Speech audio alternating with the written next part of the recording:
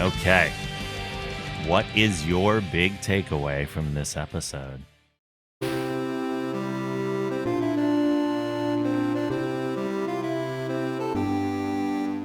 Like I just said, I wanted a Kalon episode, so this was the Kalon episode that I didn't know I wanted, and I really enjoyed this whole episode. Just worked for me. There's a lot of stories going on, but I feel like they all flowed very well. I really enjoyed Ed and I put Ed and Scott, Ed and Gordon carrying the luggage. That was one of the things that it was just a little gag, but it made my day. And I really liked the lightness that they added to the episode. Also, the comedy in this episode felt very fluid and organic. It worked with this. It wasn't like crowbarred in or anything. It just felt very much like how comedy should be. Yeah, that's been a continuing nice thread all season long. Yeah. I love learning about the Kalon and their whole backstory. Like, we got a lot of lore drop in this episode. And while it is heartbreaking, I thought it was a very clever way of presenting it, just with the whole like, oh, it's just like this is another story where there's a Kalon involved, and then weaving that together halfway through the episode and feeling like that's the origin of how the Kalon became who they are today. Yep. And so I very much appreciated that, because I mean, it was flowing fine story-wise, but it was just when the reveal happened, I was like, this is incredibly clever. And I enjoyed seeing that backstory and learning a bit more about the Kalon besides them just being like bloodthirsty robots who are trying to take out biologicals. Yeah. So we've read the comics by David A. Goodman, and I just want to say I really appreciate him as a writer. Like, from the comics to all the episodes he's written, I very much enjoy them. I thought it was a poignant commentary on what it's like treating others less than. Just throughout the whole episode. I mean, there's the Genesi, Charlie treating Isaac less than, like the alien race that the Kalon come from. Like, just like there's so many threads throughout it that just flow. It was an effective way in giving us backstory and giving us the reasoning as to why the Kalon like are what they are. Yeah.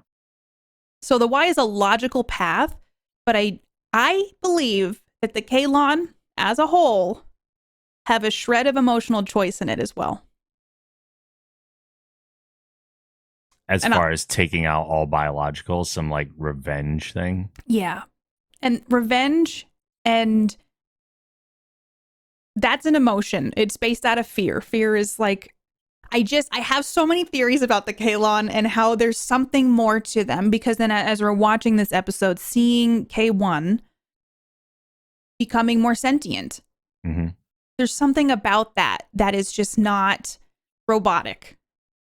So I just have theories about how the Kalon are and what I hope that they will be in the future, but getting to have Timus in this episode and show us what they can be is very cool. It's just an interesting thing I didn't ever think about getting from the Kalon, or us ever seeing from the Kalon.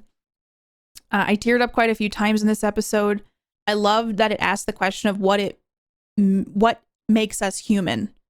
Like, is it emotions? Like, what is the thing that makes us alive? So Mark Jackson did an incredible job, as always, portraying Isaac. It's hard for me to pick a favorite character, but I've loved seeing the world and universe through Isaac's eyes. And I felt like he has this identity, but he's building upon it. And we're getting to see that specifically through this season. I really love Mark Jackson's portrayal of Isaac and his growth and development over the last 7 episodes. I'm almost done. I'm rooting for Claire and Isaac, obviously. I want them to have the happy ending. They are a love story that's complicated, but I'm rooting for them. I loved that we got to see how Isaac really felt.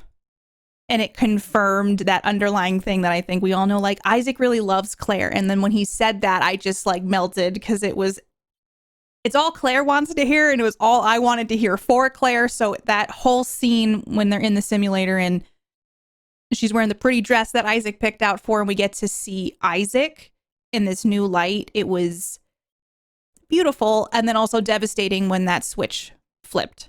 Yep. My last thought. I feel like Isaac has the capability to build on his own framework. So in the background, he's already got these building blocks for emotion on his own. I really do believe that.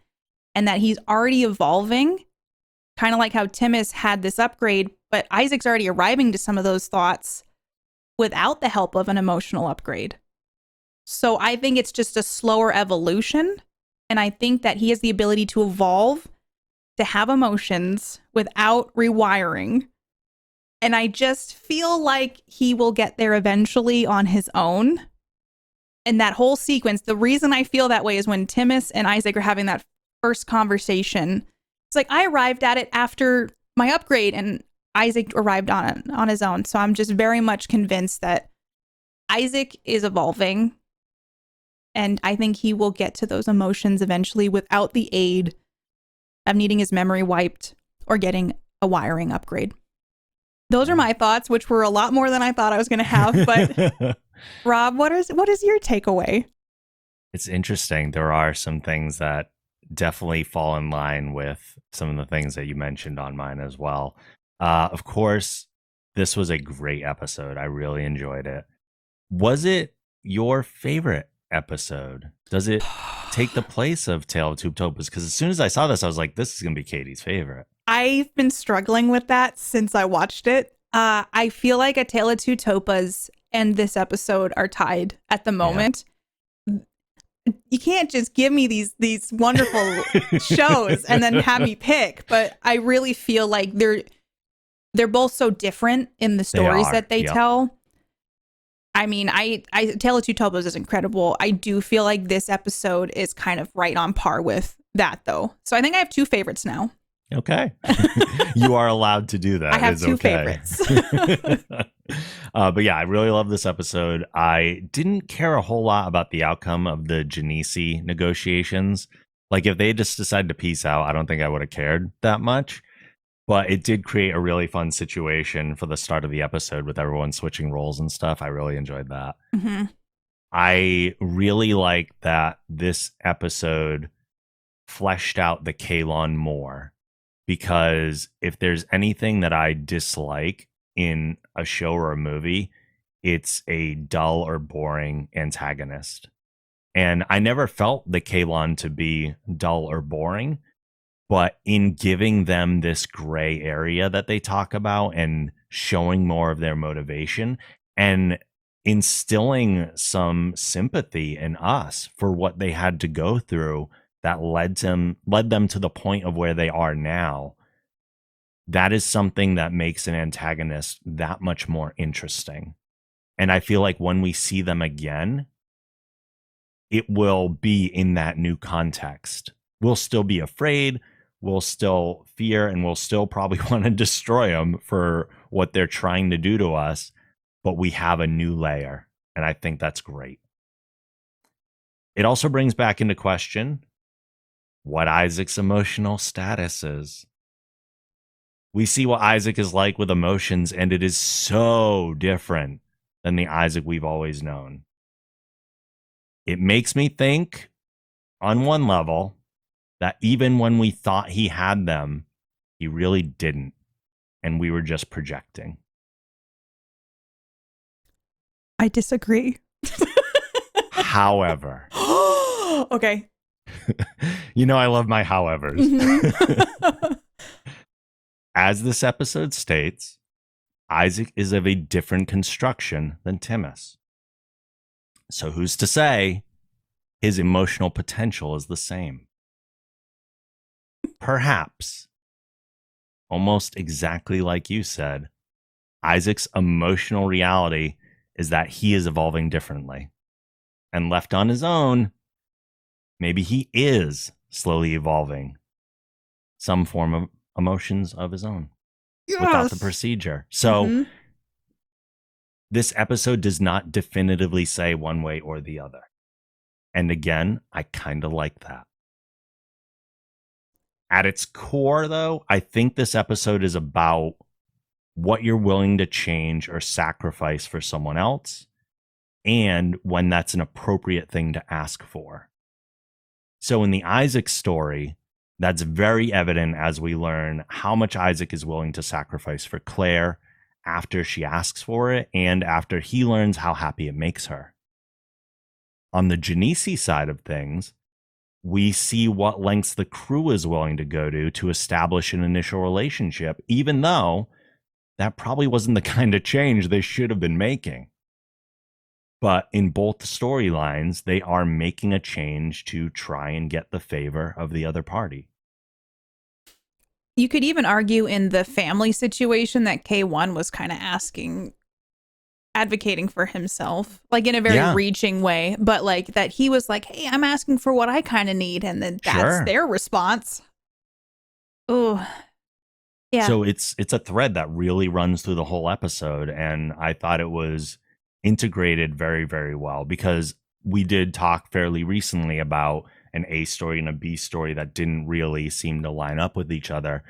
This one, we have probably the most amount of storylines going on that we've ever seen in an episode, and they all have thematic resonance. Yeah. I will say too, it's exciting when I'm like, new aliens, because we get to see a bunch of new aliens this episode. And I know this episode was effective for me too, because just like in A Tale of Two Topas, I was like emotional throughout multiple parts of it. Mm-hmm. And I feel like it just brought up a really, I guess, excellent discussion about the Kaylon and their backstory. And like nothing is ever black or white or one side or the other. It's always a gray area, or most of the time it is. It's not like, oh, do you want chocolate or vanilla ice cream tonight? It's sometimes life's a swirl. Sometimes life's a swirl. So yeah, I really, really loved this episode, and I got my fix of, I mean, it's a sad fix that's bittersweet, but I got to see Isaac have emotion and then Claire get that happiness and just have it ripped away from me. So yeah. Okay. Before we get out of here, we have one more thing to do, because Katie's husband Mark is also a big fan of the Orville and always leaves us with his one sentence review.